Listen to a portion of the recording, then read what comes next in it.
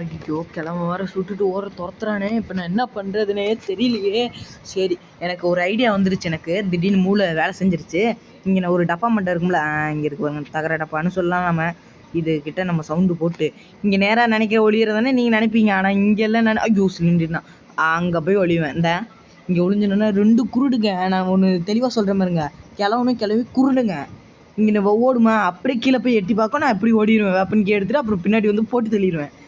குருடுங்க உண்மையில பாருங்களே, குருடு சரியாந்திர குருடு அவங்க. நீங்களே பாருங்களே எப்படி ஓடணும். ஐயோ என்னடா சுற, அடா பாவி.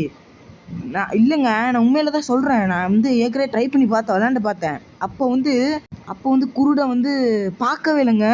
இப்போ என்ன பார்த்துட்டான். டே 5 முடிஞ்சு போச்சு பாரு. குருடு பார்த்தீங்களா, கண்ணை பார்த்தீங்களா, குருடை 2 குருடு பட்டாசு தூக்கி போடுறான். இப்போ என்ன அவன் பட்டாசு தூக்கி போடுறா, அப்புறம் என்ன வெடிச்சிருவான். ஆமாம்ல, காரில் வெடிச்சிருச்சு பட்டார். ஐயோ கண்ணாடி போடுறான் அங்கே பாருங்க கட்டை.